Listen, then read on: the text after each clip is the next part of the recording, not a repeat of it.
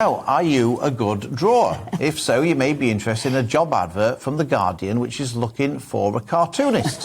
It asks, though, if you are from an underrepresented group, race or gender or disability, then if you are, you're encouraged to apply. Now, is this a form of positive action? Is it a form of positive discrimination that cartoonists would normally mock in their work? To find out if so, we're joined by multi-award-winning cartoonist Bob Moran. Bob, are you going to apply? You're not with the Telegraph at the moment. Are you going to apply? Morning, Esther. Morning, Philip. Yeah, what a great idea. Do you think I ought to apply? I'm not sure I fit their criteria, though. That's the problem. Well, you've been there before, though, haven't you? And I was interested in looking at where you've done your cartoons for, because you've been The Guardian, you've been The Telegraph. I mean, do they ask what your political persuasions are, or are you just there to pop a shot at what's going on full stop? Yeah, I actually started my career working for the Morning Star, which some people know about, extremely left-wing socialist newspaper. Then I went to The Guardian, and then I ended up getting a job at the Telegraph. But my approach to this has always been to leave my own personal politics out of it. I mean, I'm not actually that political, which surprises some people, but I think if you want to be a good cartoonist, you need to be able to adopt that neutral stance and look at whoever has done something worthy of criticism on a particular day, and that's who you target in your cartoons.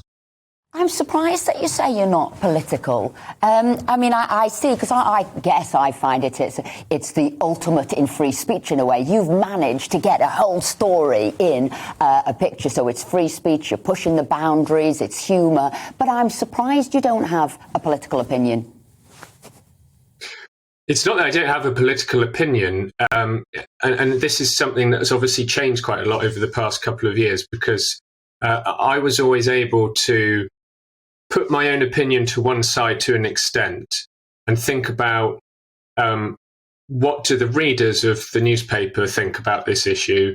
What are the editors saying is going to be in the rest of the paper. You can't focus entirely on what your view is. During lockdowns and the whole COVID situation, that changed a bit, because I wasn't really able to put my own feelings to one side. So it's been different in that respect. Bob, do you get an editorial steer when you're a cartoonist for a newspaper? Does the editor say, look, I want you to focus on this particular story, or I want you to focus on this particular message, or do you have free rein to go for absolutely anything that you want?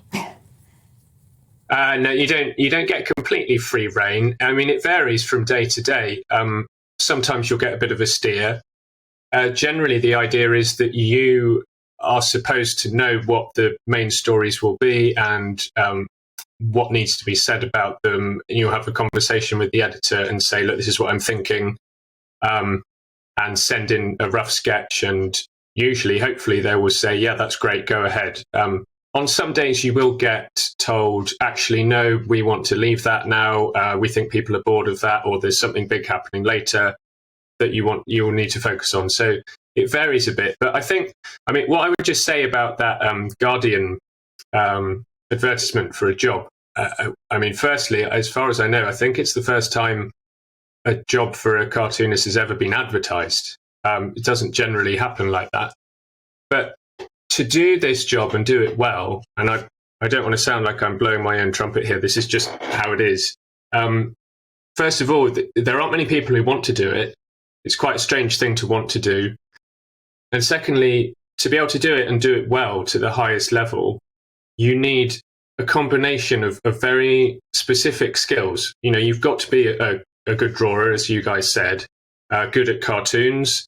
You have to be able to come up with original ideas on a daily basis. You've got to be able to work very, very fast under intense pressure. You have to be able to take direction from editors. You've got to be able to understand an audience, a readership. You've got to develop your own visual language and style. So there aren't many people out there with all of those things, and you need to have all of them if you want to do the job and do it well.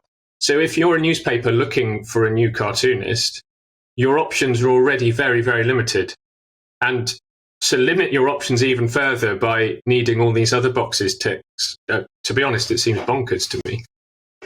Well, the thing about this advert that struck me, Bob, I'm just looking at it here, is that all those things that you said, the qualities that you need, none of those are actually listed in this advert. To be perfectly honest. So they're not further restricting the scope of people. They're ignoring all that kind of stuff that you've said about being able to draw and work under pressure and all that kind of stuff. It seems to be that all you have to do is be an underrepresented group for your race, gender, disability, age, sexual orientation or religion, or come from a socially or economically disadvantaged background. Now, I just wondered, it begs the question really, as to whether or not that's going to make you a good cartoonist, Lord only. Time will tell, I guess.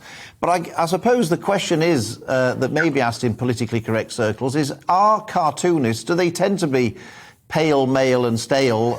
Is there a problem with diversity amongst cartoonists? And if so, does it really matter, I guess? Yeah, I mean, as far as cartoonists go, I'm pretty diverse. I am a minority group simply because I'm not in my 70s.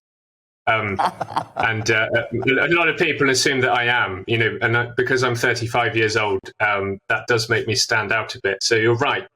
For whatever reason, most successful cartoonists are middle-aged to elderly men who are white, and they've been doing their jobs for a very long time. That's just the way it is, But as I say, there are a tiny, tiny percentage of people in the whole world who have the desire to do the job and then all of the skills required. I can't tell you exactly why none of those people are black, or they're women, or they're disabled, or whatever else. It just so happens that they've all ended up being stale and pale. Bob, this could be it. We might be having to ban the job.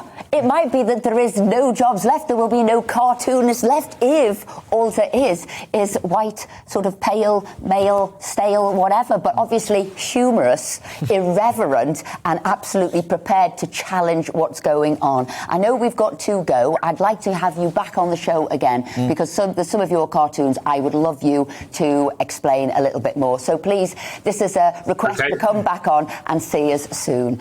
Thank you so much. Thank you so much indeed. Thanks, Esther. Thanks, Philip. Thank you.